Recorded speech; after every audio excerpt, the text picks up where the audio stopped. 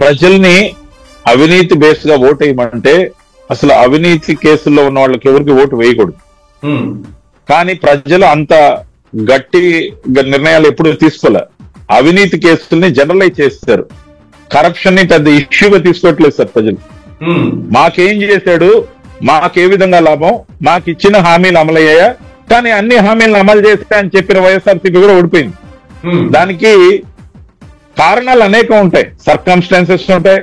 ఇచ్చిన హామీలు అమలు చేసినంత మాత్రాన గెలిచే ప్రసక్తి ఉండదు. ఇచ్చిన హామీల్లో ఒక 70-80% అమలు చేయకపోయినా గెలవకూడదని ఏమీ లేదు.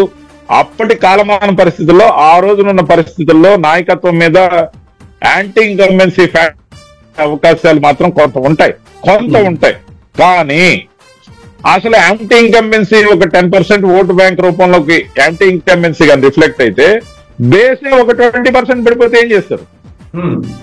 సో బేస్ లో పడిపోతే ఇప్పుడు వైఎస్ఆర్సీపీని నమ్ముకున్న కార్యకర్తలు, వైఎస్ఆర్సీపీని ఇంకా ట్రావెల్ అవుతున్న మాజీ ఎమ్మెల్యేలు కానీ, ఎంపీలు కానీ, మాజీ మంత్రులు కానీ, ఎవరికైనా కానీ కొన్ని అభిప్రాయాలు నాయకుడి మీద ఈ మార్పు తీసుకుంటే బాగుండు, ఈ పద్ధతిని అవలంబిస్తే మనం ఓడిపోయేవాళ్ళం కాదు, లేకపోతే ఈ నాయకుడి వల్ల మనకు నష్టం జరిగింది, ఆయన కాస్త పక్కన పెడితే బాగుండు, ఇలాంటివన్నీ అనుకున్నప్పుడు వాళ్ళందరి అభిప్రాయాలు, వాళ్ళందరి ఆలోచనల్ని పరిగణలోకి తీసుకోకుండా ఎప్పుడు సమీక్షకు పిలిచినా ఇదిగో సూపర్ 6 అమలు చేయట్లేదు, సూపర్ 7 అమలు చేయట్లేదు, మనం ఉండుంటే అది చేసేవాళ్ళం, మన గురించి అందరు జనాలు వెయిట్ చేస్తున్నారు, అలా ఏం వెయిట్ చేయరు సార్.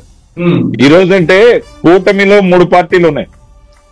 అవతల వైపు ఒక పార్టీ ఉందనుకుంటున్నారు, కాంగ్రెస్ ఉందనుకోవచ్చు, లేకపోతే కమ్యూనిస్టుల. రేపు కాంగ్రెస్ పరిస్థితి లేకపోతే కమ్యూనిస్టుల పరిస్థితి వైఎస్ఆర్సీపీకి రాదని అనుకోవడం భ్రమ.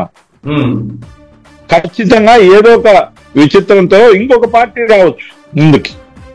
ఈరోజు కూటమి 3 పార్టీలు ఉన్నాయి కాబట్టి, 3 పార్టీలు ఒకటిగానే ఉన్నాయి కాబట్టి, 3 పార్టీలు ఎన్నికలకు కలిసే వెళ్తాయి అనుకున్నప్పుడు ఈ సమీకరణ.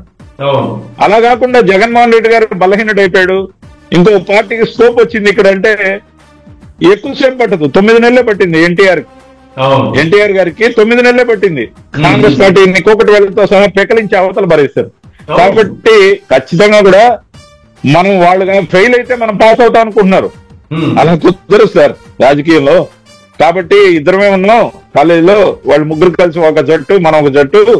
ఆ 3 ఫెయిల్ అయితే మనం పాస్ అని డిక్లేర్ చేస్తారు అనుకుంటున్నారు. అలా కాదు, డైనమిక్స్ మారుతాయి. రాబోయే 18 నెలల నుంచి 2 సంవత్సరాల్లో చాలా విచిత్రాలు జరిగే అవకాశం ఆంధ్రప్రదేశ్ లో ఉంది.